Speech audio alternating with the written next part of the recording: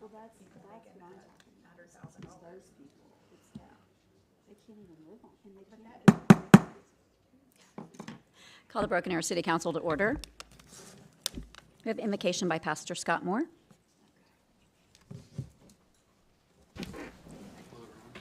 It's always a privilege to be here. I just want you to know that.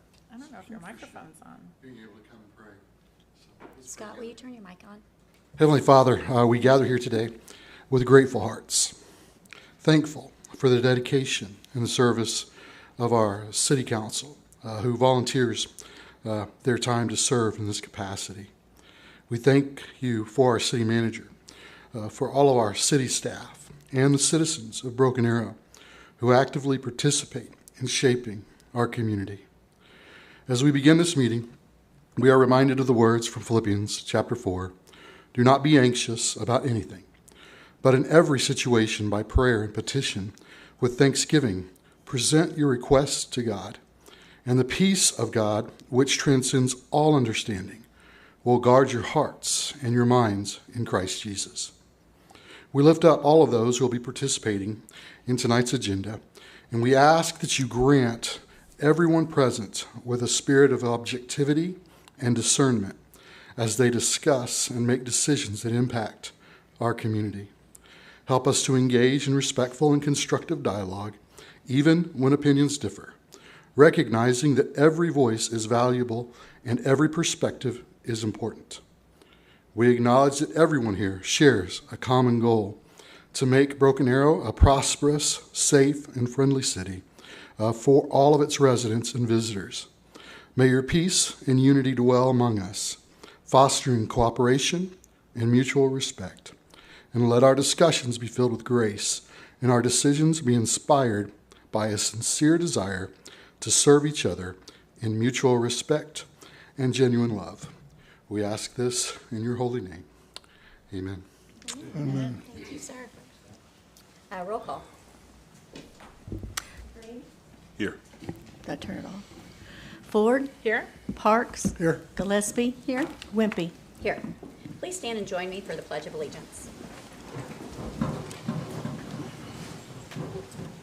Attention, salute, pledge. I pledge allegiance to the flag of the United States of America and to the republic for which it stands, one nation under God, indivisible, with liberty and justice for all.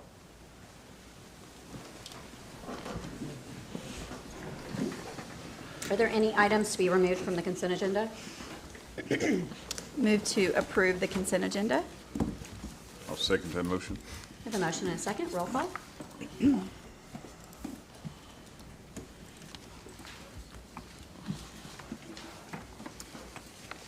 There are no public hearings, appeals, presentations, recognitions, or awards. Item 8 is citizens' opportunity to address the council, and there is none. For general council business, 9A is a consideration for an expansion at Floral Haven, and it's my understanding that's to be tabled. Is that correct? Yes, ma'am. I was like, I'm ready to go home. For them.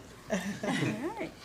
Mayor, if I can, real quick, Sure. just because it was brought up last, on May 7th, I wanted to share with the council publicly is that we did have a conversation last week with regard to trying to acquire the necessary right-of-way to actually complete the road as originally designed. And we did receive a counteroffer, and we're going to continue to try to have those conversations, just to let the council know. And I understand that this request for a table is a request of Floral Haven, Right. not the council, not the Right. city. Yep, just want to clarify that. All right, item 9B, consideration, discussion, and possible action regarding Comp 1404-2024, Villas at Battle Creek. Amanda.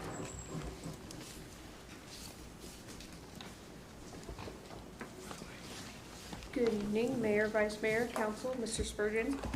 Comp 1404-2024 is a request to change the comprehensive plan designations from level 2 and 4 and 6 to levels 3 and 4 on approximately 11.49 acres, generally located east of the southeast corner of Omaha Street and Aspen Avenue.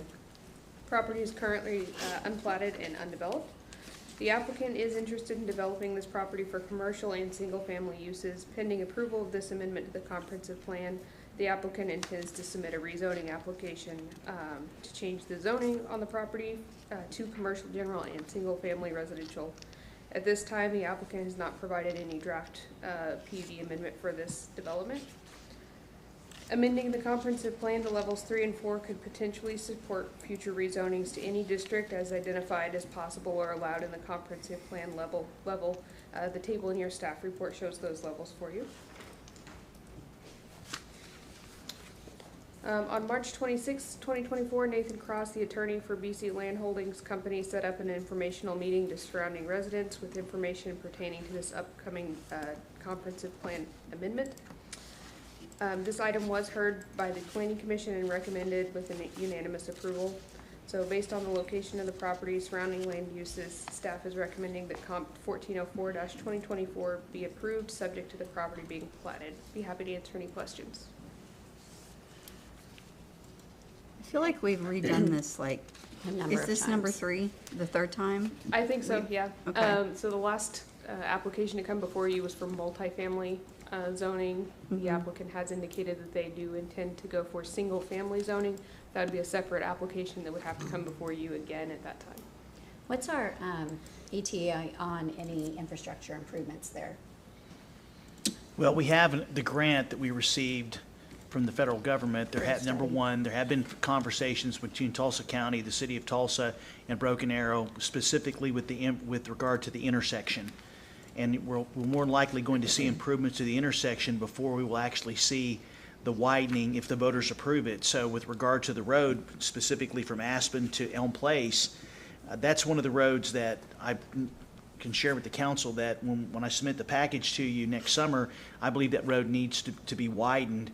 And if that was approved by the voters in 2026, probably 2027 would be, we would start having the funds for design right of way. So it could still be maybe 29 or 30 before you'd actually see the construction, just based on how long it takes to acquire design, acquire the right of way if necessary, utilities, and then the actual construction completion. And so the reason why that we've denied it every single time is because of that intersection and the traffic issues that we have there. Well, and we don't even know what the traffic is going to be even more because there's more, Houses coming more, in. well, and more multifamily coming in. So if they don't want to do multifamily, why are they doing level 3? The majority of the property is already levels 3, so they're bringing it into compliance. Level 3 does permit single family just as multifamily. So, but if they're not going to do multifamily, because it seems like before what we ended up approving was like, was it duplexes or cottages like along there? I can't remember what it was exactly. The last application had, it's been a while, forgive me. I think it was townhomes along the 51st Street side and then apartments down along the edge with commercial on the front. It also did include a pretty large section, if you look at your map up there, the purple rectangle right below where everything's dotted in. That was included last time. It is not included in this one. It will remain level 6.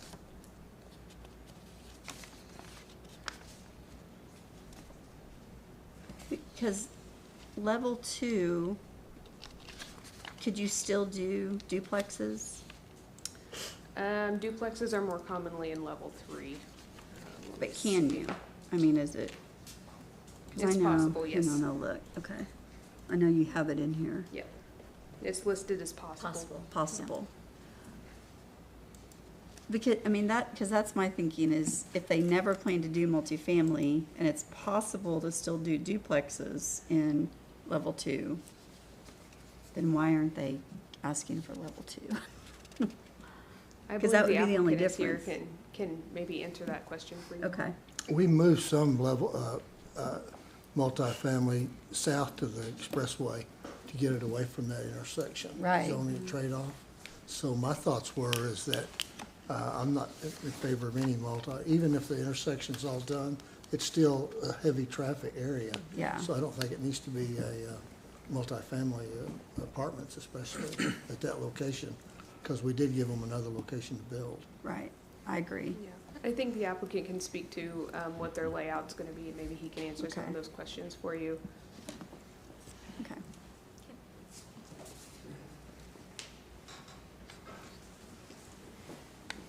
Good evening, counselors. Nathan Cross, 2 West Second Street, Suite 600, Tulsa. Your recollection is correct, Counselor Gillespie. This has been here before you before. And when you say the third go-around, it's the third set of public hearings. The last two were actually one project. And so this is the second attempt at a project here. Okay. That basically, so this is not like the third time we're revisiting with a new plan. My client submitted this back in 2022, I think, and I was here in front of you all. And at that time, the plan was multifamily, and it was, in my opinion, dramatically different. I don't know, can we use the overhead? I can show you what it looked like the last time you were here. Okay. This comp plan amendment was actually approved. What was denied, what I actually withdrew at the podium, because I thought it was gonna be denied, was the PUD that would have included multifamily. Okay. And that discussion surrounded the intersection. Should be in there. Sorry.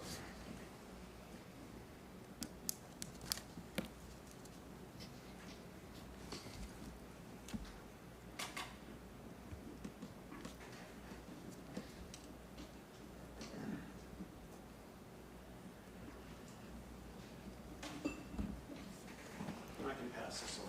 I only have one copy, I apologize. So if you want to, that was what we requested last time. And as you can see, it included commercial across the frontage, which I think everyone still likes because that's a good area for commercial and sales tax growth.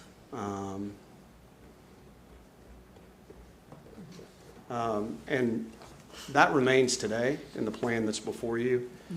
The major difference is the big rectangle has been cut out. That's actually been sold to the church. That's no longer owned by my client. And so what you're seeing is, if you could go to the proposed comp plan, this picture. So that purple area that's level 6 is no longer part of the plan. My client no longer owns it. Okay. The proposed plan is to go level 4, which would allow a retail restaurant along the frontage there, which is consistent with what's already there. It actually just takes out more dense level 6 and replaces it with retail restaurant potential uses, and then to put level 3 behind it. Now, in light of how this discussion went last time and the concerns that my client heard, the reason we're back here 2 years later is because they spent a very large amount of time meeting with staff and trying to work through what would make more sense at this location, given the concerns that they heard. And in that process, they've been very transparent about what the intent is. Can you hold this one up?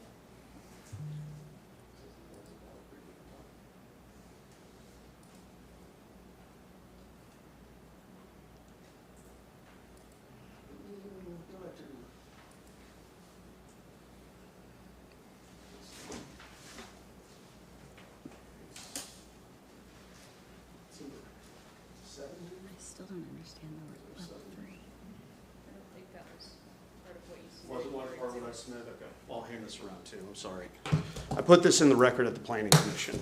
So this is the lot plan that my client has shown to staff. And I said at the Planning Commission, when this was approved, that normally my client wouldn't, and I wouldn't advise them to show a lot plan like that at this stage of a request, because the fear is that someone's going to say that, well, you have to do this. Well, the answer to that question is that's exactly what they're going to do. And so the proposal on the table tonight is to ask that that be approved with the knowledge that the rezoning request that will follow will be that, and the full understanding that if it's not that, then I get to hear from you all and everyone else, including the neighbors that I've spoken with, who were here last time, and the ones that I spoke with last time are not here tonight because they were happy with this plan, about how disingenuous I am. And so what that is 32 lots of small lots, single-family residential, for sale homes. The challenge with this site is that that area behind the commercial is too deep to develop for commercial, one. Two, my client who owns this property is a home builder. That's their primary role in life. That's what they do. And so the commercial development, while they do that as well, the home building is what drives this development.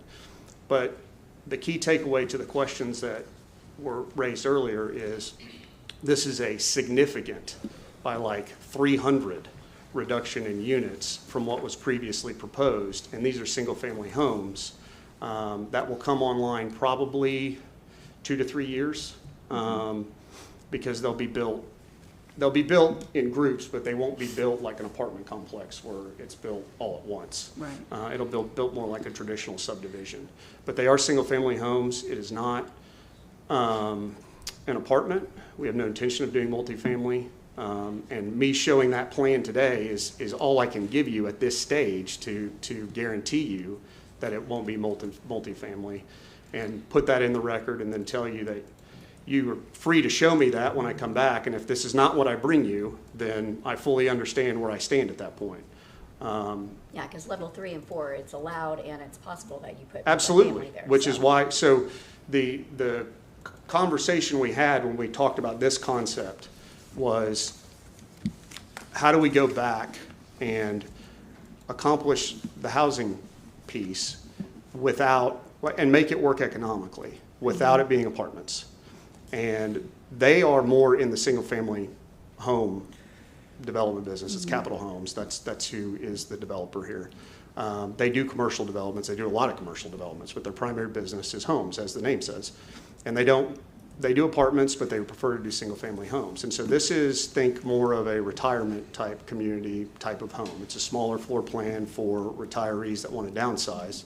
They're for sale homes, and they're going to be priced at a rate that's commensurate with market level, because they're going to be nice in keeping with what Capital Homes builds and what you've seen around the Broken Arrow community. But it also creates a nice buffer between the commercial that's out on the frontage and the golf course and residential that is behind. And like I said, the level 6 that is on the backside, that's no longer a part of this, is now owned by the church. And so the church will do what the church does with it. But at this stage tonight, we're really just talking about the comprehensive plan request. It's not a rezoning request, but I want to make sure that that gets in the record, that you guys see that, because that is what will be following this. And if it's not, I'll have to stand here in the room and listen to you all and the neighbors who I've told to show up and hold my feet to the fire on this about what we're trying to accomplish. I'm going back to my original question, which was, if you're doing because single family level 2 would give you every possible single family home. So that's my question, is why then are we doing level 3 when, like, level 2, everything's allowed? Level 3, all the single family is possible. So, Amanda, I was not part of, and I hate to put you on the spot, I'm sorry. I was not part of the discussion as to how we arrived at level 3. I was brought in after the fact. Can you speak to that? Now, I do know, I'm thinking in particular, and I want to ask if this is what the intention is. Yeah. Because it would make more sense in my head. Like, there's an area of Villages of Birchwood, and they are considered, right now, I think they'd be RS4 maybe, but when it was zoned, it was residential multifamily, because they're really tight, but they're not really, it's not what we think of as multifamily at all anymore. And, but when I looked it up on the comp plan, it's called residential multifamily. I'm like, oh, that's so weird. So I'm wondering if that, when you said it's more for senior, so I'm trying to just figure out what was the reason for level 3. The previous application was for level 3. Level 3 still supports what they need to do. Staff doesn't have any issue if you wanted to go to level 2. It was just part of our conversations. Because both level levels 2 allow what they need to do. Yeah, I can and it see even, where- and at level 2 even is possible for residential duplex. So my recollection of my understanding from my client on the conversations my client had directly with staff was that part of the reason you're not seeing PUD to follow this is because the intent was for this to be rezoned under the new code, because there's are tools Okay. under the new code that allow us to do mixed-use zoning without necessarily doing a PUD. And I think that's where this came from, but I can't speak any further Okay. to that. This was done intentionally, though, and that plan is the plan. I'm here to tell you, and if it's not, I know what I'm up against if I have to come back without, and I don't have that plan. Well, even on the level though, we still have, the council still has the final say, you know what I mean, on it irregardless. So whether it's a 2 or 3, you still got to come back. That's right. We can still vote no. We don't have to go with that That's level. exactly right. But I just think it looks like it's a level 3. If you want to make it a level 2, Well, still yet, how we're does it going to have look the like final level 3 say. though? I'm like being honest, like how, So- I don't understand how it looks like The way level our 3. comprehensive plan is set up, it's the Lewis system. So around the primary intersections, you have the heavier commercial. Right, and I then know that, typically but we what go he's out. saying it's gonna be is not, that's not level 3.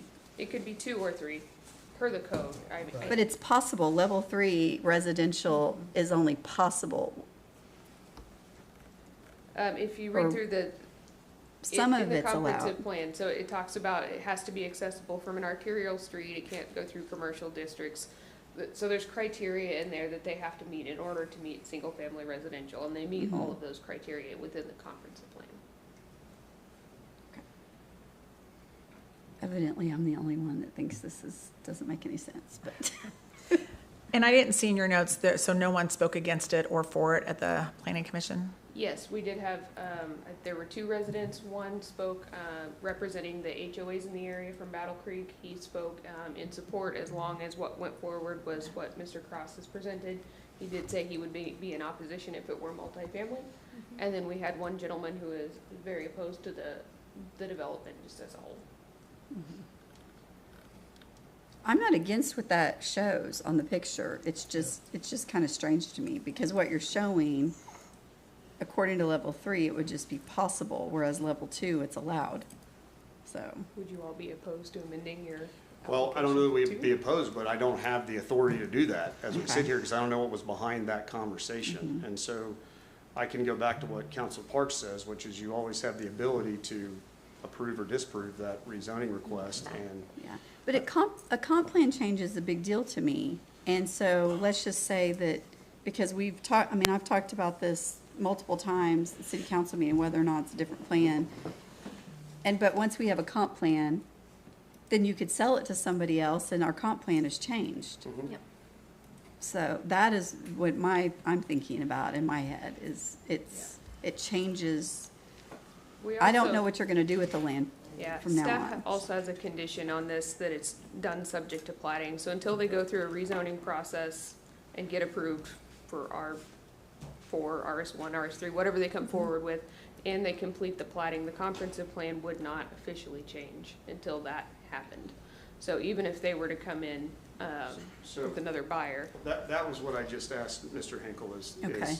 So when we came through with the comp plan amendment and the PUD last time, the comp plan amendment was approved, but the PUD failed, and the comp plan amendment was then unwound Okay. by operation of your ordinances automatically because the PUD did not get approved. Okay.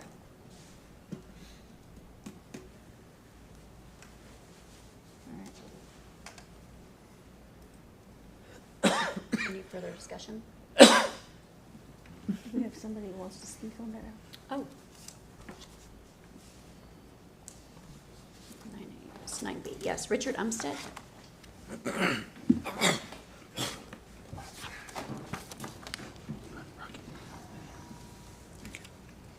Thanks, Lisa.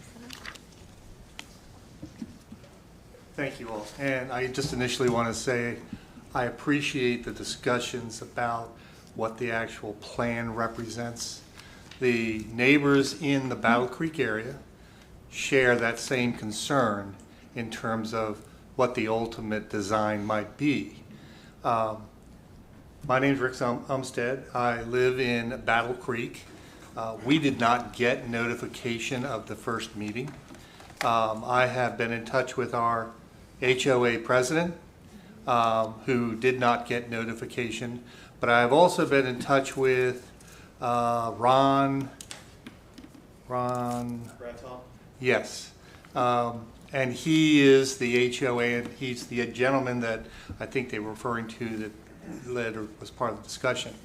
I've had several discussions with him, and there are several additional concerns that we have. The area has changed.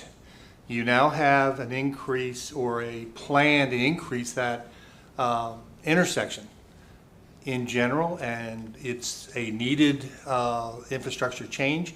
However, what does it do to 51st Street?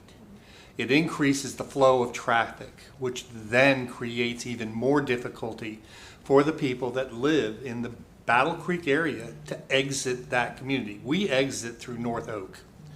We try to get to the school, which is east of us. We try to get to Tulsa, which is to the west of us. It's backed up and you can't get to the school. We understand that there is a plan in place for Tulsa to widen 51st Street in front of the school. So to North Elm, that's going to get widened to 4 lanes. I have also heard that there is another plan pending to widen 51st Street east. So what you now have are 4 lanes coming into 1 lane, going into 4 lanes. What is that going to do to the development and our ability to enter and exit that plan? Now, in general, we think that this plan change makes sense, but it's the timing of it that we are concerned with. Right now, that area is densely populated with traffic and people. People in these new houses trying to get out of their development, they're going to have families, they're going to have kids, they're going to want to drive their kids to school. They're going to have or approach that intersection at North Oak, which is our primary exit. Now we're competing with this other group to exit the development to go either east or west.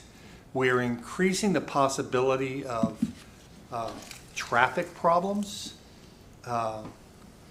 and just delays in getting through there. So the general consensus of the Battle Creek area is that we don't fully support this until there's a firm plan in place. Thank you. Thank you, sir. Thank you.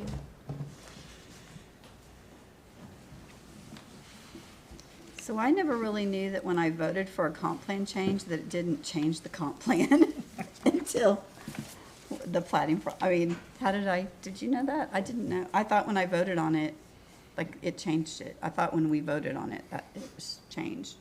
So that's my bad, I guess, for not knowing that. Okay.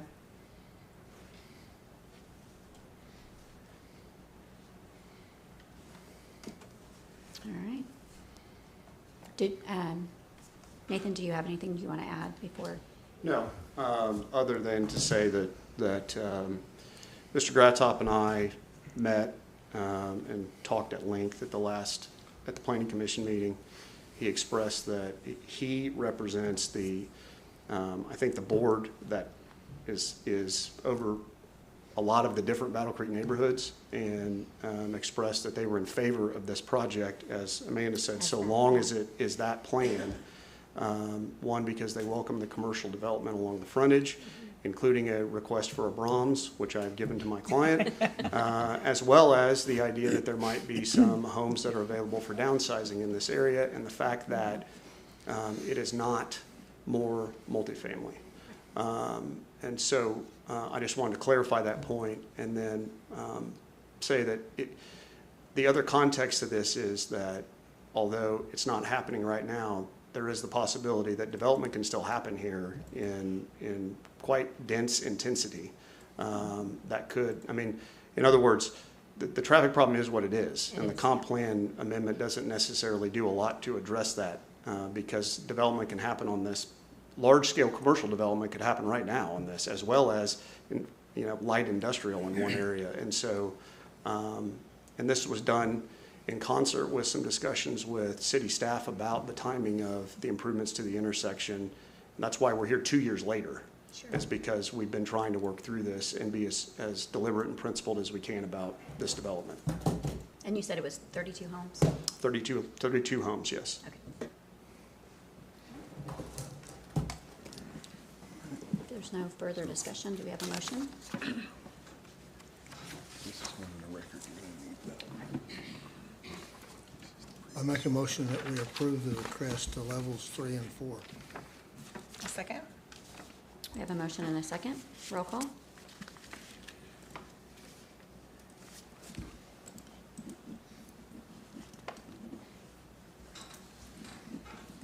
Thank you, councilors.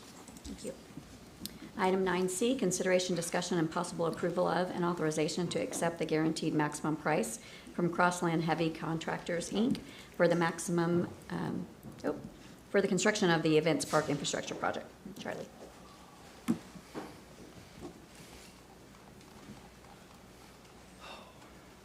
Good evening, Mayor, Vice Mayor, council members, Mr. Spurgeon. Actually excited to be here to talk to you guys about this tonight. And thinking back, kind of surprised. Like, if you think back to October of 2023, it was the first time we ever talked about this project in this room. And we were talking about the discussion of, is it even possible, and preliminary designs, and, you know, let's come up with concepts and cost estimates that we can present to the governing body and say, do we even want to go forward with this? And I don't even think we came up with a design contract until December of 2023. So here we are, probably less than 6 months later, and can say that we have signed stamp plans. Here in April of this year, this council approved a contract with Crossland Heavy as our construction manager at risk, which is not our normal style of construction. But part of the reason we went that way is because of the speed that we've been going through this process. You know, the work that's been done is truly impressive with the guidance of this governing body and the leadership of Mr. Spurgeon and the TED team and my team and the engineers, everybody else. But ultimately where we're at today is after the base contract with Crossland Heavy was approved by this body in April, we have went out and received bids for most of the project through the subcontractors with Crossland Heavy, and they have put together a guaranteed maximum price to do all of the work that's been scoped so far, which includes almost all of the improvements inside the park itself and some waterline improvements down at County Line. The guaranteed maximum price for all those improvements was $17,729,636.02. Does that include the pigtail? No, there is a few improvements because of how this project has unfolded. There's been things that we didn't start on day one because we've been trying to figure out as we go. And the agreement with OTA was one thing, so we weren't designing that at the very beginning. So we're still in the design on the pigtail. It is happening. We just don't have the design complete. We're also still designing improvements to 101st Street, and those aren't complete because there's been some question about how many lanes, can we acquire the right-of-way that we need, stuff like that. We've worked through all those challenges. The design is being done, but it's not ready right now. So those things will, at some point in the next few months, we'll come back with another amendment to increase the guaranteed maximum price, and it'll include those items. So happy to answer any questions you guys may have. We also have a representative from Crossland here if you have any questions for them. I think you're doing a great job in your new job. I presume you have that much money. Is that correct? My understanding is yes. I'm happy to let Mr. Spurgeon of Finance apply. I know they are working on the loan through the TIF right now. I'm just kidding. Okay. Didn't know if it was a serious question, but yeah. Okay. He's like, well, I'm kind of kidding. I appreciate the feedback. Yeah. If I can, Mayor, but before y'all vote, Charlie covered it very well. When I went to him and Jennifer Rush, say, can we make this happen, it was nothing but yes.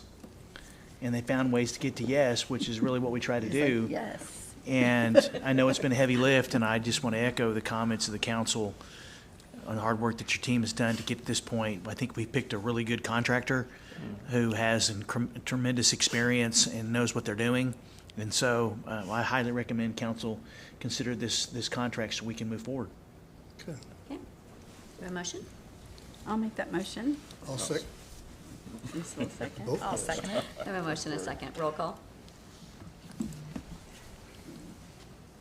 Thank you, Charlie. Thank you. And Or I guess you stay there. Yeah, I'll add though, now that this is passed, it's going to get a lot more real to everybody in the public. In the next couple of weeks, you're going to see a whole lot of workers out there. Yeah. So.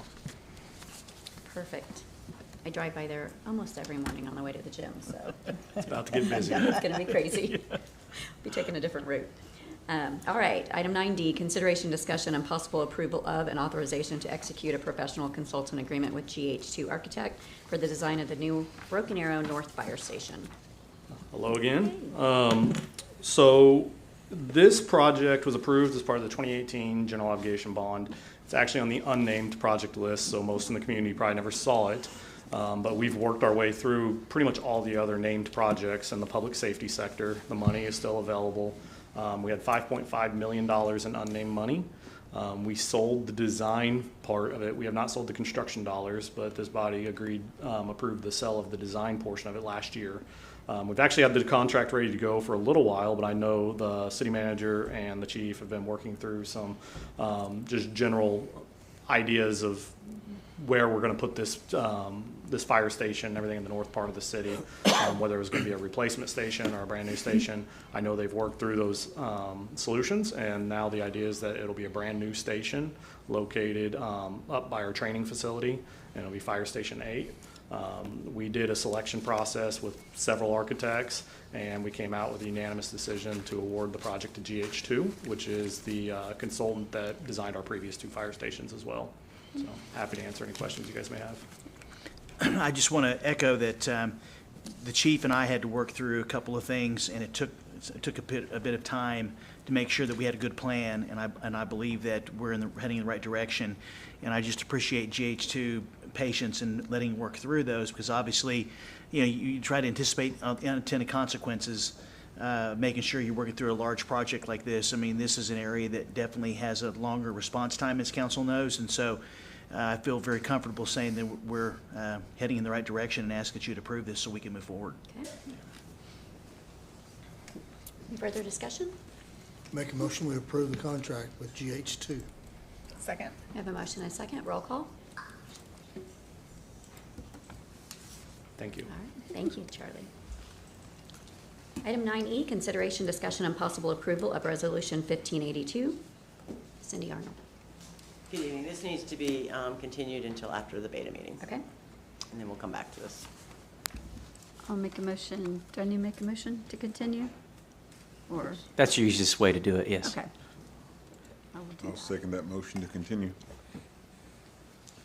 Click it. Click it. We have a motion and a second. Roll call. I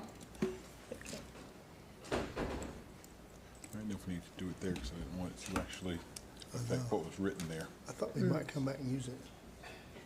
Yeah. Will that affect it? Because it looks like we just motioned voted on that item. what was there. That's why I didn't click it. I'm sorry, We just motioned to table it, but it's going to come across as we voted on that item, well, if, instead of doing a verbal. right, if if the city clerk can just then clear that out for the record, we can just clear the record as to table that item, and then we Okay. can proceed. Okay.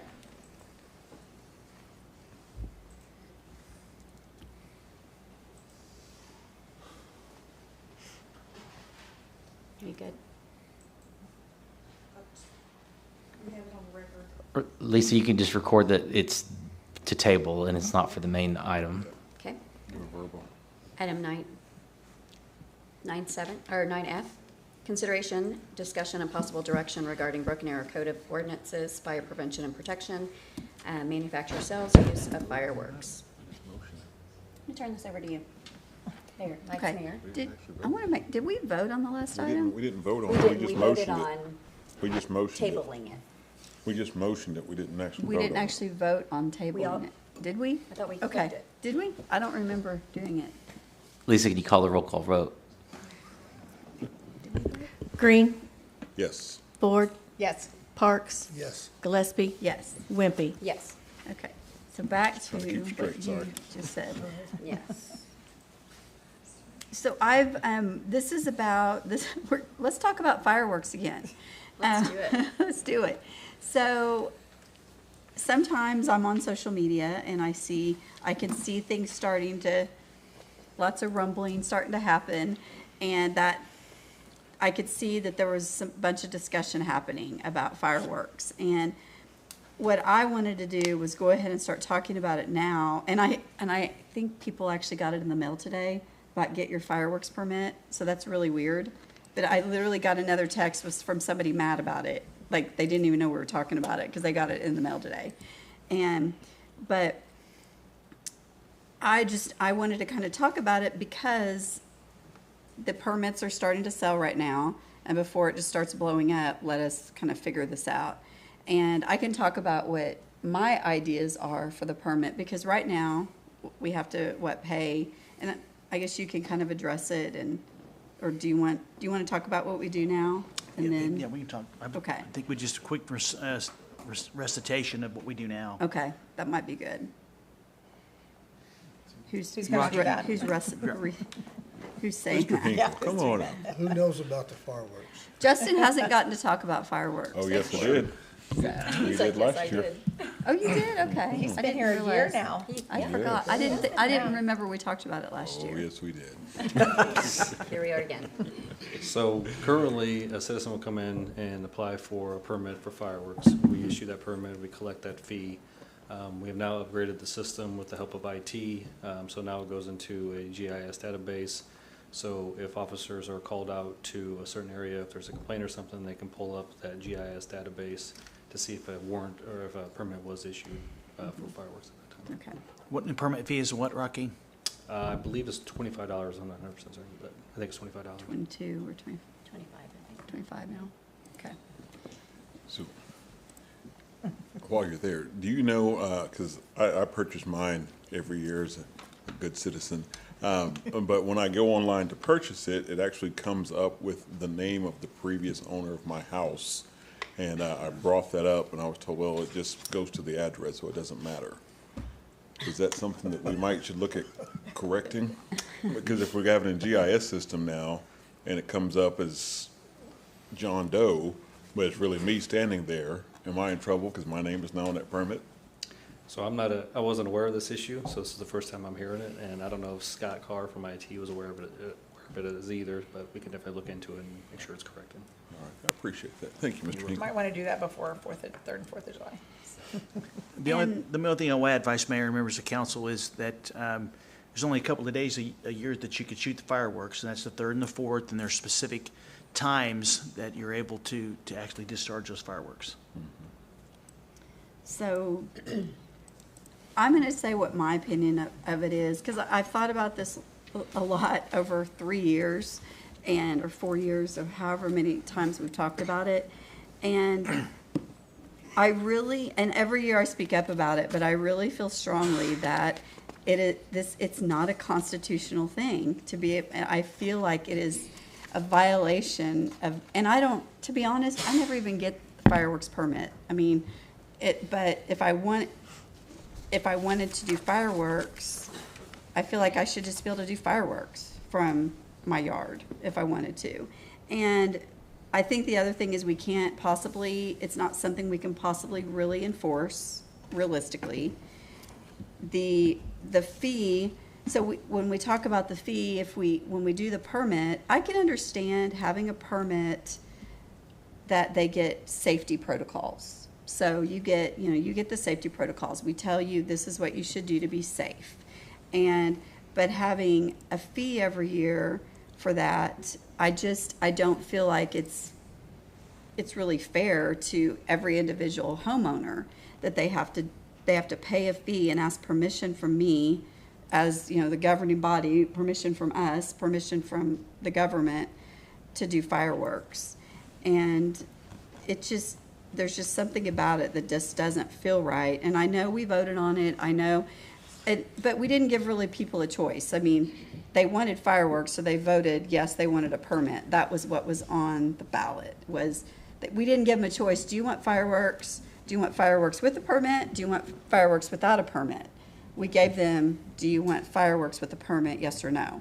And so, of course, they chose yes. That's what they wanted. But I think if we had given them the choice, do you want fireworks without a permit, they probably would have chosen fireworks without a permit. I mean, I'm just guessing. So I guess we could have that, we could have that put on the ballot. But at the end of the day, I feel like we're gonna always have the same discussion, and the people that come and speak about it are, in my opinion, always gonna be right about it. But I think one of the ways we could at least going in the right direction is maybe have a permit that we require on the first time they get it. It's grandfathered in, and people that have already done it, they're grandfathered in. They have their permit. But then every year, if you want to get on there and re-up and say that you have maybe changed your address, although the whole GIS system kind of creeps me out a little bit, but especially, let's just say a bad guy lived at your house before you, and now so they get a call on your house, but it's you living there now. But if a bad guy's name pops up, they're probably more likely to want to go race to that house because someone's calling the police, and we know this person has done a lot of crimes before. But they get there and it's you, and they would know it's you, but somebody else they maybe wouldn't know that it's you. It's you. It's you, Justin. So, I don't know. I just Kind of feel like a bad guy wouldn't buy a permit in the first place, but. No, probably not. No, but that's, I know, I hear what you're saying. I mean, the whole point is, it's all about comply with what the government tells you. And if you pay $25 for a permit, you're a good guy. And if you don't, then you will pay.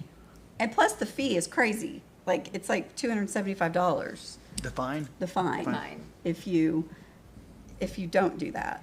So I think it's a little crazy out there. So those are some suggestions for solutions, and I would prefer not having a permit at all, but at least we could get going in the right direction. I think people might be a little happier. Well, I know there's been discussion of doing away with the fee altogether, and I'm good with that. And I don't know how the rest of you guys feel on that, but I did ask, we don't allow fireworks to be sold in our city. Right. So I asked why, and it's been since the 70s or the 80s when we made that decision. So is it a solution, could it be a solution that we allow fireworks to be sold within the city limits and we retain sales tax revenue from the fireworks? Instead, if that money is supposed to be allocated to be doing something for our public safety, sales tax pays for our public safety. I love that so idea. That's an idea. And doing away with the actual permit fee. I love that idea. I'm not married to the permit fee, but I do like the concept of the third and the fourth between these hours you can do it. Definitely having sex. Because I feel Yes. like you have to have guidelines. Right. As far as the fee, I don't really have an opinion either way. Honestly, I watch fireworks. I don't do the fireworks, so. We absolutely have to have guidelines. Yeah, because we live in a city, if you wanted to just shoot them off whenever you wanted to, free or whatever, then you probably should have bought a house in the country, I guess, is kind of how I Should feel live about right. it. Yeah. That's what they do. Yeah. I do like having, limits because it's a lot sometimes. Well, because Just people keep drug their going all dogs, the time. and they know they can drug their dogs for 2 days, but they don't really want to drug them for a week. You know what I mean? Yeah. Really, that's what I hear. That's the biggest complaint I hear is about their dogs being freaked out, and it's still going off, And so. I hear about veterans. Yeah, and that's true, veterans as Nobody well. cares about their children, their little ones that are scared. They just care about their dogs. I've never gotten one email about No, my kids were scared. Yeah. So, all right. Well, when we did fireworks, we always went out, usually down to the Illinois River, and stayed 2 or 3 days and really did it up right, out of town. And we don't do fireworks. My family doesn't do fireworks, but we like to watch them. And as you know, we go out of town over July the 4th. So really, the main thing I'm bothered about, I don't have to put up with the noise here in town, but I always have a lot of cleanup in my yard and on top of my house, because they like to come up to the hills, see how high it would go, higher than, what would be normal.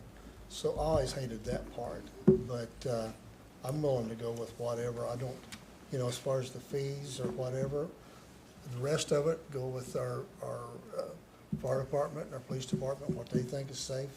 I don't have really any feeling on it either way. It has not been able to be sold in the city for years. You know, you're right. I don't even remember when it was sold. What was the in city. reason? I did, let me do some, the mayor asked me to do some checking, and I talked to our resident historian Farhad? earlier. I didn't see Dr. Oliver out there, so I Yeah. The next one is Farhad, yeah. Earlier today, which is talking to Farhad is always very enlightening. Yes. Because he knows so much about the city. It wasn't allowed in the city, as I understand it, and then there was property that was annexed into the city, both in Tulsa and Wagner County, and there was fireworks stands on those properties that was annexed, and apparently those fireworks stands were related to nonprofit organizations such as Boy Scouts or Girl Scouts or another nonprofit. And the council, and Fard couldn't remember the exact time, and I didn't have a chance to look, for a period of time, those folks that had the fireworks stands that were now in the city were allowed to continue for a period of time, somewhere into the 90s, I believe it was. Fard said that not very many of them actually lasted until they couldn't do it. It didn't, but within a few years, they were all had stopped selling with the city. So therefore, at this point, all we have that's in the community is on tribal lands. Yep. That's all we have right now. So he said there was a couple of brief discussions about the possibility of allowing fireworks to be sold in the city. It never went anywhere with the council. Was his recollection. That's so crazy that we haven't talked about this before. But I Well, love the there's so idea. many people are for it, so many people are against it. And I think the previous council, and myself included, you get in the middle of a battle that you really don't care that much one way or another unless it's a safety issue. You know what I mean, making a decision.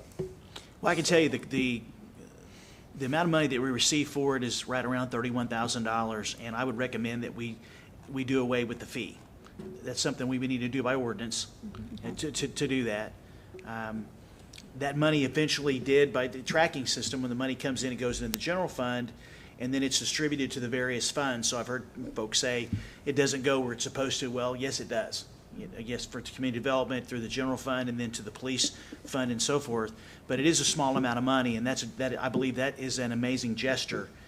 The concern I have is I want to share was each year the number of calls that we get in the administration. Almost every one of them, if not everyone, it's upsetting to them. It's loud. It causes problems with their animals. I've heard from more veterans in the last 2 years. I never get anybody call saying, "Don't take away my ability to shoot fireworks." So I do get a little concerned that we need some way to have some type of permit or safety regulations, because out of respect for those people that have a problem with it, so we'll know if there is. If this is a legitimate permit or safety permit. So if they're not, then there needs to be some accountability. Now, what someone is charged for a fine, the amount that is mentioned is significant. So, possibly that may be something that's mirror state statute or some other guidance, and we could ask Trevor to take a look at it. But I do see there is an opportunity for those that do want to celebrate, not have to fee, but some type of tracking for the police department to know and for the fire department to know exactly where there's a going on, out of respect for those that have a problem with it, because I would be concerned if there wasn't, that how many would, and then that may just proliferate the number of calls from those that have opposition. Because I still hear, everywhere I go around, it's funny, I hear outside the community is, we want to shoot fireworks. But the calls that come to our office are always, it's a problem, Michael, what do we need to do? And that's why everyone comes every year. But I think that's typical. I mean, the calls you get are people that are upset about something. So. Yeah, they rarely call to say you're doing I was going to say, no one's ever. No, they're just very emotional. I mean, it's probably the emotional, most of the most emotional call that we get throughout the year, I would say, is has to related to fireworks. Yeah, I've had that too. Yeah. That's interesting. Okay, we do have 2 signed up to speak, so we'll, first Josh Stenross.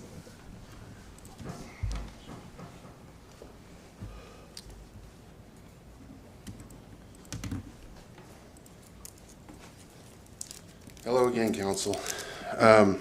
So a great discussion that just happened.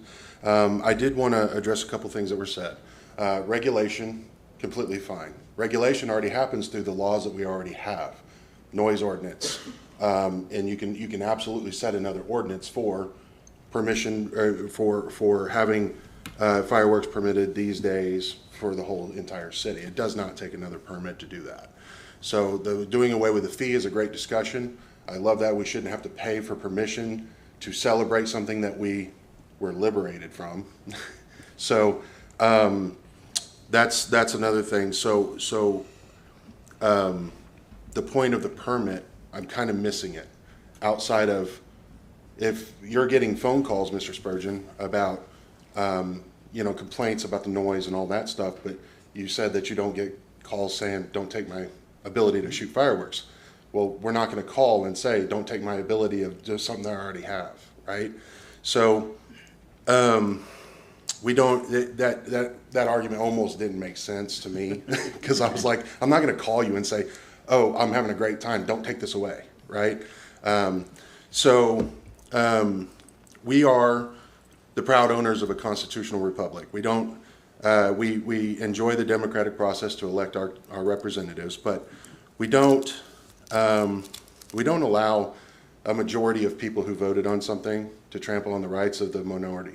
That's the beauty of the protections of our Constitution, our founding documents. So in this instance, I've heard several times that the city voted on it. That's why it was adopted. But to Christie's point, it was adopted in lieu of not being able to do it at all. So there is a catch-22 there. That's why we did it, the permit. But now we're at a point where, is that really the right thing to do? If we're going to take away the permit fee, I would also recommend that we take away the fines for it. Otherwise, you're asking your government for permission to do something that is constitutionally allowed. And then under the threat of, I'm going to fine you if you don't. And really, the permit hasn't saved a finger. The piece of paper has not saved a life, has not saved a fire. In the time that it's been here, we've almost written no citations. We have almost not written up any overtime to cover out of that fund. It goes to the general fund. So, and that's the permits and all that stuff. So it doesn't make sense that we would eliminate the permit fee and not eliminate the fines as well, because that's still government making a bad guy out of a good guy. And that's really, I mean, the rest of the discussion was great, but I would add that we need to take away the fines as well. To me, it's oppressive. So. Thank you. Thank you. Thank you. Well, I don't know about you all, but I know in my neighborhood, I mean, I couldn't tell you what the legal, I know we have laws on how big you can, how strong, I guess, you can blow the fireworks or whatever, or how strong the fireworks can be. But I don't have any idea to know how that is. And I guess that's my only kind of thing about the fee is I don't know if we would still have fire marshals out there for those people that are really extra and, doing it rattles your window type, fireworks or whatever. I still feel like there has to be some kind of an accountability to still be reasonable. But if they're buying illegal fireworks, that's illegal. But that's what I'm saying, already. but we're not gonna have anyone to enforce it. I mean, I don't know, are we gonna have anyone to enforce it? Well, but 'Cause they're right now illegal we don't. anyway, so we can't make something more illegal. Well, no, I'm not saying to make it more illegal, but right now it's happening. And I think, You're meaning if they had a permit and they shot off illegal, you would know that they had, they would be in the system. or even just to do away with I don't know, I guess the fine would be if you don't have a permit. The fine's not if you blow up bigger stuff than you're supposed to, I guess. Well, I believe right now the only two citations I'm aware of is one, if you're shooting fireworks outside of the time it's allowed in the ordinance. Mm-hmm. And secondly, if you're shooting fireworks without a permit. Mm-hmm. And the purpose of having the permit is to have everything, obviously, there's lots of conversations that I know the police officers have with folks about the fireworks when they're out there. Our goal isn't to find out who's got permits and someone doesn't and respond to complaints. So my point is that if council takes away the fee, we're still going to go out. If there's still a ordinance in place for these times, or if there's a permit requirement, we're still going to go out and do the enforcement. We'll just cover that. We'll just cover that with regular operational budget. Well, So what, I'm sorry, go ahead, Justin. Maybe one of the chiefs can answer, is there actually some kind of ordinance that says what you can and can't shoot? Because this is the first I'm hearing of that. For some reason, I'm thinking that there is there not, Chief Moore? It's a state law. Maybe it's I a think. state law. Yeah. For fireworks, because I know But there's- Missouri. there's can- only certain you things can can be buy sold fireworks within in the state, Missouri. but Don't ask me how I know I don't that know you if cannot there's- buy here. I mean, I don't know that you guys have some So- kind of pedometer to go out and listen and see what. Yeah. The grain of firepower. Right. Yeah, there's some states. Right. That's why Missouri, when you drive across the border, they've got all those You're not supposed to be fireworks able to bring them places. back 'cause into it's- our state. Yeah. Right. I Bottle mean, rockets it and is all what, the things. yeah. So, and, okay, so let's just, for discussion's sake, what if we did not have a permit at all? If somebody started using fireworks on dates that wasn't allowed, they would be in trouble, I mean, they still would be in trouble without a permit because it would still go against our NORS, against that ordinance for doing it outside those time. So I'm just trying to figure out what the purpose of the permit is if they, other than to give, I don't know. I'm just trying to figure out what is the purpose of it. Because really what we want is we don't want them Shooting shooting beyond those days. Or the hours. So if they're doing it beyond those, we already have an ordinance in place, so. we don't One already thing, take if care they of get that. a permit, they're gonna know all that information for sure. Of when they can shoot them and not shoot them.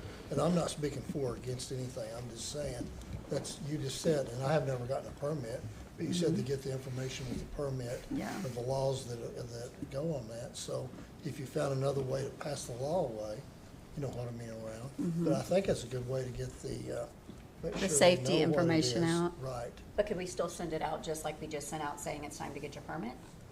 I mean, could you just send out the safety Good. information? And could the stands have something that I hate to put that on They're the not in the I city hate to limits. put that They're on in the. the city limits, that's the. Except for the ones that are Yeah. on tribal land. Right.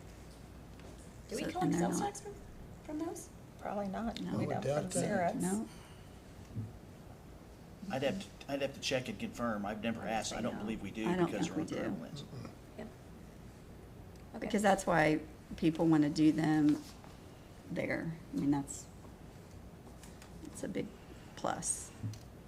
And as far as selling the fireworks, if you open it up to selling them, I don't know, still don't buy fireworks, but if you're buying them to sell, those people have probably already ordered their fireworks Yeah, I for don't this think year. that could be this year. It was So I just think an it'd be idea. something you might look in the future, Yeah. you know, if you wanted to sell them, because I think probably people have already ordered X amount, you know what I mean, go from there. So I think we need to wait, especially for that, if we're gonna do that. Yeah. Well, there's I mean, I neighboring could see that being communities. that could be a really great thing for nonprofits though, to come back. I mean, it's been so Sure long it since could. we've done it. It could Yeah. be, Well, there's neighboring communities that I believe do allow the sell within their city limits, and so looking at their ordinances, where can they be sold? I mean, there's obviously zoning and site operations type questions that need to Yeah. be answered. You know, is there? private property or whatever. Yeah. Do Exactly. we have someone else? Yeah. I mean, all those things could be looked at if that's what council like and come back with a recommendation. Okay. Okay. I mean, we can discuss that. I mean, I like the thought of sending out the Safety safety protocols and with the city utility bill and putting it on our website, obviously, and social media. And the hours in which they can do, the days and the hours. Yeah. Yeah. We definitely. Okay. We do have one more, David Oldham. He had to leave for work. Okay. Oh, All right. So, do what? So then, do you have a recommendation of, what I'm hearing, would we be okay with removing the fee altogether? And/or do we want to remove the permit altogether? well, I would say my preference would be removing all of it altogether, but that I would think if be- we started with definitely removing the fee, that's not needed. But we can look into how to factor in if you don't have a permit, what's the permit doing? And then what do we need to do to make up for if we don't have the permit? So, And is it just more work for the Yeah. city? That's what I was gonna say, what's It's it like, costing are we the city to Is just it do just the work for the permits? city to? Yeah. Do either one of the two chiefs, do you have any comments to add to this discussion? It's the will of the council. Oh, okay, great. Trevor, can council vote on each item? Like, for example, could they vote to eliminate the fee as a part of this agenda item and go to the next item? Right, so the agenda item, if you look at it, it's just really giving us direction. It doesn't have any items on there directly to be voted on or to be changed. I will say, as far as the fee is concerned, it doesn't have a fee in the ordinance. It references the manual fees. City manager has the ability to change the manual fees, so you Thanks, could. Trevor. Yes, sir. Will of the city manager. It's your will. Could change that at will. I would say, though, if there was a decision to change it, you'd have to either make a decision as to rebate any ones that have been paid or to prorate it. You didn't need to make a decision on the date that you would do that. So as far as the manual fees, you have more discretion on that. As far as changing the permitting, if that's the direction council's interested in going, if they want to repeal the ordinance, that would be a fairly simple, straightforward process. We would put an item for preview, and it would just say we repealed this firework ordinance. And so the concerns that you have, though, is you'd still want to have something that designates when you could set the fireworks off. Currently, I think the times are from 3 p.m. to 11 p.m. Our noise ordinance doesn't contemplate that, right? So it's a longer period of time. So the fireworks is a more specific period of time. You can set them off from 3 p.m. to 11 p.m. Where the noise ordinance is until 10 p.m. Well, you could, under the noise ordinance, if somebody was setting fireworks off at 8 a.m., that wouldn't violate the noise ordinance. Yeah. So, and this is all, this body has complete power and authority in this area. So you just need to direct us on what you'd want on those concerns. The other issue is there's a doubling of the fines if people are setting them off at 3 a.m. So it's not necessarily a good citizen who's setting off fireworks at 3 a.m. And this, incentivizes people to comply with the law by doubling the fines. There's also a provision in there for cleaning up the debris. I know those are difficult things to enforce, but that doesn't mean if you won't necessarily want to remove it. Again, these are all policy decisions. So what I'm saying is if you repeal the ordinance, you will still have gaps that are currently addressed in that ordinance. If you have specific provisions that you want to address, probably the easiest thing would be to direct community development on what changes that you'd want to make. They can coordinate with the legal department, and we could bring those before this body under a preview ordinance. So would, leaving debris, would that count as littering? Well, it's a higher fine under this fireworks. I think you could call it a littering. I haven't looked at our littering ordinance, but probably, when you have something that's more specific, it makes it easier to enforce. Well, But we can leave that in place, though. Is that correct?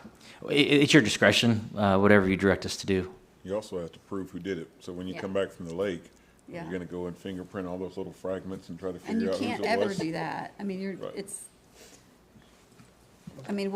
saying. You're gonna give your Ring doorbell thing and say, find the people that did this to my yard. It's like I said before, Johnny, we can't make a bad neighbor or a inconsiderate neighbor a good one. It's like, I know what the neighbors I know, I get it too. We have it, I just always tell everyone when we leave to go to the lake, I'm like, can y'all make sure that my roof isn't smoldering before you go to bed? Yeah. That's I text them and tell them that and ask them that. Can you please make sure nothing's smoldering at my house? It does make quite a mess in the pool, for sure. Yeah. Yeah. So can I make a motion that we have community development and legal discuss these things and come back to us with a preview? In the meantime, though, if we're removing the fee, if that's a separate, that could be a separate motion. It could be, or it could come under the preview. I'd recommend, as the interest of transparency, if this matter would be coming back in 2 weeks, that we could include that in 2 weeks, just so it's clear that there is set action by this body on what the fee would be. I think that would be the cleanest way to do it. And since it's at the discretion of the city manager, can he just say there's no fee, as of right now? Yes, what I was going to ask Trevor is that one clarification is that my authority to spend is up to $25,000, I believe, in fees, and if it's $31,000, that exceeds my authority in waiving of fees, and so we're not going to accumulate $27,000 between now and June 3rd. So We could I'm going to issue a memo or email advising that to suspend all payment of all any fees. I'll come up with the right wording, and then council can affirm that at the June 3rd meeting. And that would Yes, sir. help staff, because they could have a lot of applications come in the 2-week We period. could simply pause the issuance of permits until we go through this and just not issue any and wouldn't be collecting any fees. Yeah, do that too. We can process those. We'll work it out. I doubt if that many do it right at the beginning anyway. I don't know. It's usually the last 7 minutes. Yeah. 7 minutes before, yeah, literally. One question of clarification is, how would you like us to handle those who have already applied and paid their fee for the permit this I'll year? recommend they be refunded. Thank you. All right, there was a motion. Do I have a second? A second. I'm so happy. Motion and a second. Roll call. This is awesome. Good deal. You gotta click it. Oh, I'm sorry. No, you did not second. Johnny seconded. Johnny seconded it. I got happy and Sorry. forgot to click. Still on the starting line. I made all right. this and I didn't even make the motion. All right, preview ordinances. 10A, consideration, discussion, and possible preview of an ordinance amending Broken Arrow Code of Ordinances, Chapter 12, garbage and other refuse. Trevor? Good evening, Mayor, Vice Mayor, council members. No, I'm not Jerry Schuber, Nope. our expert in trash. He's But gonna talk he is trash here to us. to answer any specific questions about the ordinance. The legal department and our recycling and sanitation department had recently updated the ordinance. The results of those efforts are before you. Just wanted to go over some of the highlights that are in the preview ordinance, just for your consideration. One of the updates is we changed the terms from Superintendent of Sanitation to reflect Mr. Schuber's correct title, which is Director of Solid Waste and Recycling. We also had a requirement that private trash haulers that operate in our community report the total waste and recycling that they collect within our city by August the 20th of every year. We also removed the provisions for the city to provide commercial service to all city-owned facilities. My understanding is the city does not provide the commercial services. We also update the ordinance to reflect that the materials are placed in carts, including recycling. That reflects what our operations are. And we also update it to require that yard waste be placed in clear black bags. So that's really the overview of what the proposed changes are. If you have any specific questions, I would refer you to Mr. Schuber. Okay, thank you, sir. I have a question. She doesn't want to pay for trash either. Yeah, that would be awesome. I missed Yeah. that one. What was that? I don't want to pay for trash I said either. she doesn't want to pay for trash either. I can't help you. We don't do fireworks. Yeah. So I've had I can get the clear bags on Amazon, but sometimes it's hard to find them in our city. But can we put garbage waste in like the brown paper bags? No. Okay. No, we're specific about that language because you can't see it? can't see it. Okay. So somebody buries all their trash, puts some green waste on top of it and goes, green waste. Well, it Right. wasn't. And so they're taking advantage of a service that they're not paying for. So we say clear. We also tell them where they can get them because there are several stores in town that actually carry them. And then we also go to the 30-yard or the 30-gallon bag because some of them will get bags that are so huge that by the time they put them on the ground, we can't pick them up and put them in the truck. Right. So Yeah. And did it used to be 20 bags of yard waste? it was actually what's funny about that is I didn't change that portion of the code. It was 10. Okay, because and I I thought think it was what- 20. Why did I think that? Because someone who stood in this space before me actually said, well, we did it twice a week, so we'll just call it 20. And it really was supposed to be 10. The code hasn't changed. I didn't Okay. touch that. We've been gentle with that one, Okay.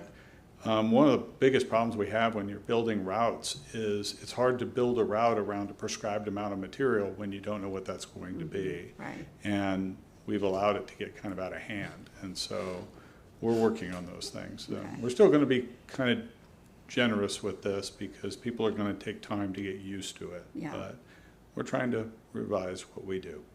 So, So if you got green waste, it needs to be in that clear bag, is that correct? yes, yes, sir, that's correct. Okay, and the only other one that I had was that, has it always been that we're supposed to put everything out the night before? No, we allowed for 7 a.m. in the morning. Okay. Well, our start time is 6 a.m. So we're allowing them to put it out an hour after the start time and having to go back and catch people after they've placed it at the curb And later I knew than our that start time. changed, but Yeah. has it changed again? I thought No, it changed what to we did is we 6. reversed, we changed the language in the code to show that it would be better if they put it out at night. I mean, they could still put it out before 6 a.m. because that's Yeah. when we come out. Okay. But we're telling people on the phone and we're trying to educate people that if you put it out the night before, you don't have to worry about missing us. Right. Yeah. And a lot of our problems stem from people who go, but I normally hear the truck and I run it out there. Yeah.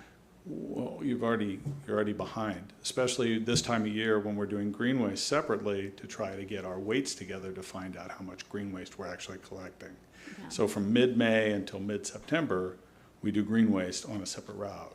And that way we can get the tonnages together so we can build some data to mine that information, be able to provide additional information to this governing body about what we want to do with green waste in the future.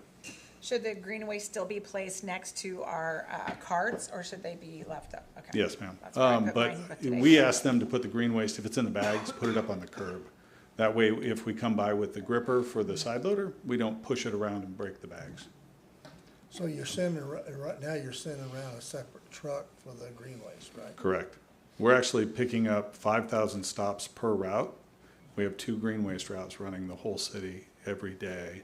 We do about 9,900 stops every day, times 2 for each material. During May to September, we separate out the green waste. It speeds up the trash routes because they're not grabbing green waste too, they're just getting trash and running. So it's more efficient. We're finishing around 4 o'clock right now, even with a third truck getting green waste. I mainly wanted to say those so people listening could hear. I understood. 'cause, I mean, I know most people don't read all this. So. Most of it was code changes that just needed language change because it spoke to the old sanitation model. We're not the old sanitation model anymore. So we just wanted to update the language, make sure that it read according to how we're doing it. Sure. Thanks for talking trash. Always. All right. The recommendation is that you preview the ordinance and set it for adoption. I'll make that motion. Second? Have a motion and a second. Roll call.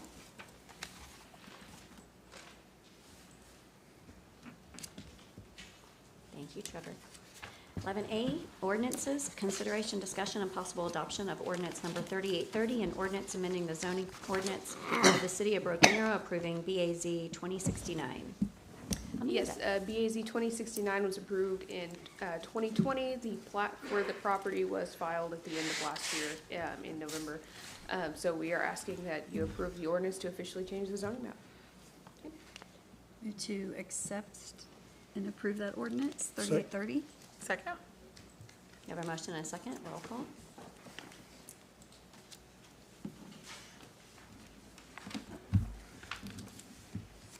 Item B is an emergency clause.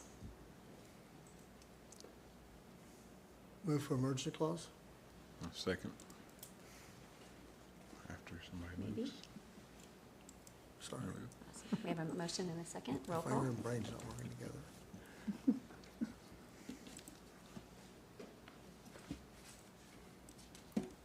All right. Remarks by governing body members. So this weekend is Memorial Day, and Floral Haven will be having their annual Memorial Day ceremony. It starts at 10 a.m., and then the Youth on Guard will do their annual Tomb of the Unknown Soldier reenactment, which is pretty amazing. These cadets, last year we had a 12-year-old, do you remember that? But they will guard the tomb for 24/7 until 5 p.m. on Monday, starting at 1 p.m. on Saturday. So if you haven't gone out to see it, it's pretty impressive. They've trained with sentinels from Arlington. In the middle of the night is kind of the coolest. That's what I was gonna say, if you can make it midnight or after, Yeah. that's really, it is very Rain, cool. rain or shine, they are out there, and it's pretty darn impressive. So I invite everyone out there to do that. The only other thing is, starting in June, we'll be in summer attire, just so that that's on record. So you can get rid of your blazers and. And our meetings will be on Monday for Tuesdays in the park. Oh, yeah, I in June. guess, well, the Tuesdays in the park, oh, that'll be after our next meeting. Yeah. So, So, yep. starts. So, yeah, Soon. June council meetings will be on Monday so that we can attend Tuesdays in the parks. So, anyone else? We did. We had a lot of good things happening over the last couple of weeks. Yeah. We had Rooster Days Parade. We had the Rooster Day Rodeo. Yes, and the that was exceptional amazing. rodeo. That was pretty amazing. Yep. We had one BA. I think that was very successful. We saw a lot of projects done throughout the community. So a lot of volunteers out there. So appreciate all those good things happening in BA. Yep. So, all right, city manager? Yes, Mayor, members of council, good evening. Just a couple of things. We had our first meeting of the Citizens Advisory Committee for the new City Hall initiative. Had our first meeting last week. We have another one coming up next month. I think that there was a lot of engagement, a lot of questions were asked at the meeting, and I think we have, on behalf of the council, we have a good group of folks. Yep. So looking forward to continuing that conversation. Secondly, I wanted to mention that at the next meeting, besides talking about fireworks, we're going to, the Visit BA Board is going to make a presentation regarding their new initiative for marketing, and they wanted the council to see that new initiative. And so I'm looking forward to you all seeing that initiative, so they'll be presenting that. Third is we had our budget workshop last week, and it went very well. So the public hearing for the FY 2025 budget is going to be on June 3rd. And then council will consider adoption of the FY 2025 budget on June 17th. So those are the two remaining budget dates. And then finally, this is an internal matter I wanted to share, is that Kobe U, which all of you last year had opportunity to meet the members of the class. This year we had a record number. We had 60 employees apply to be in Kobe U, and 15 were selected.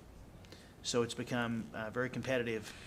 Those that are in Kobe U, that complete Kobe U, other than directors, you have to go to Kobe U before you can go to leadership Broken Arrow. And so we've got another great group, and that next class kicks off this Thursday. And then we already have it scheduled for the council members to have a meet and greet with the members of the new class sometime in the next month or so, I think. And so that's all I have. We have an executive session. Entertain a motion. I'll make a motion to take a brief recess to go into Bama and Beta. I'll second that motion. A motion and a second. Roll call. Yes. Yes? Yes. Yes. Yes. Call the Broken Arrow Municipal Authority meeting to order. Roll call.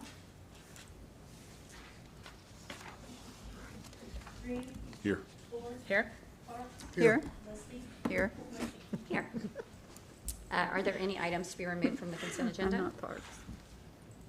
Make a motion, we approve the consent agenda? A second? A motion and a second. Roll call. That's okay. It's affirmative.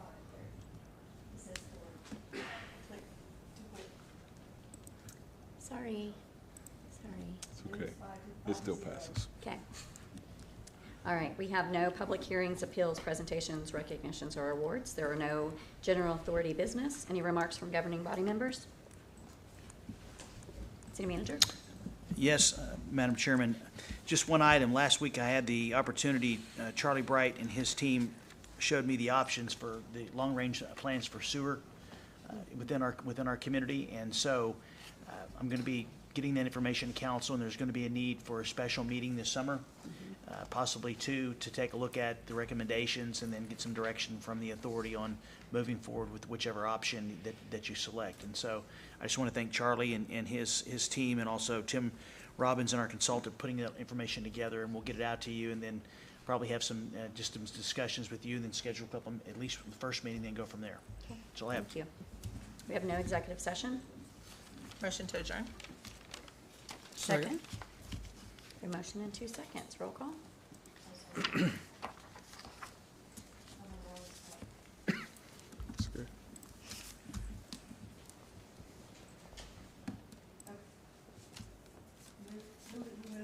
did. did. Jo- Yep. I did. Yep.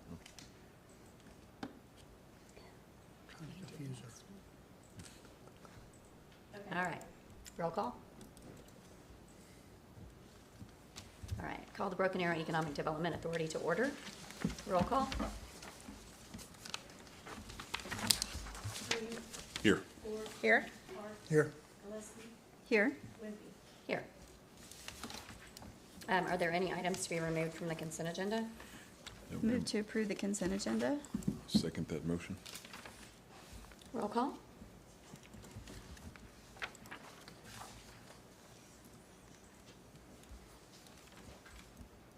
There are no public hearings, appeals, recognitions, or awards. General authority business, 6A, consideration, discussion, and possible approval of Resolution 1581. Cindy Arnold. Good evening. On October 3rd, 2023, Broken Arrow City Council and Broken Arrow Economic Development Authority entered into an economic development agreement with Sunset of Broken Arrow for the amphitheater. The terms of the conditions of that agreement require that the parties to that agreement take certain actions, and this resolution is allowing us to go out for a loan not to exceed $26,500,000. I have John Wolf here and or Nate to answer any questions. John's talking to banks right now, and we're hoping to, if I'm correct, this resolution allows them to go ahead and meet with the banks, get an interest rate not to exceed 8%, which I don't think it's gonna be that high, and settle on the exact dollar amount. Okay. And so staff is recommending approving resolution 1581. Any discussion? And there's still it still has to be determined what's gonna be taxable and what's not taxable and all that stuff, so. Still some unknowns, but we wanna move forward. We need to move forward as quickly as possible because Charlie just spent $17 million. Then let's vote. He spends We that have a- money, we doesn't have he? a motion and a Which second. is the next item. Yes, roll call. You would think we'd get a really good interest rate with that amount. Yeah, you would. Yeah. All right. She said 8%, and I was like, oh. Item Yeah.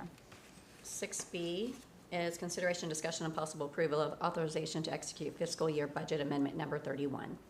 Budget amendment number 31 provides for recognition of proceeds from the Broken Arrow Economic Development Promissory Note Series 2024 and appropriates the proceeds for certain public infrastructures improvements serving the city relating to the prospective sunset at Broken Arrow Amphitheater. Staff is recommending approving budget amendment 31. Okay. Any discussion? Motion to approve. Second? We have a motion and a second. Roll call. Thank you, Cindy. Remarks from governing body members. I forgot to mention something. So, our city clerk, Curtis Green, was recognized. Yeah, so he, Broken Arrow City Clerk Curtis Green has been named Regional Director of the International Institute of Municipal Clerks. So that's pretty cool. We'll have to recognize him again when he's here. Yes, yes. Well, if he's watching, I'm sure he's Yes. watching, right? I'm sure. He's got to be watching. Why wouldn't he be watching? So, he'll be sworn in. I guess he's in Alberta right now? Yes. Okay. Conference. He's definitely watching now. I'm just kidding. Probably not. But he gets sworn in on the 22nd, so I was not surprised by that. All right. Anyone else? Nope. City manager? I have nothing, ma'am. Okay. Make a motion to adjourn. I'll second that Second. motion. The motion and a second. Roll call.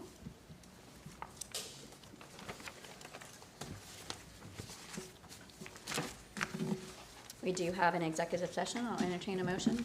Ma'am, Mayor, just- Before I was gonna say, before we go into executive session, we have the motion that we tabled earlier from Oh, yeah. 9E, something we have Way to go way back to to keep track. prior to going to executive session. Thank you. Oh, you are correct. All right. Is that why you're standing up here? Yes. Ah. I thought, what? 9E, consideration, discussion, and possible approval of Resolution 1582.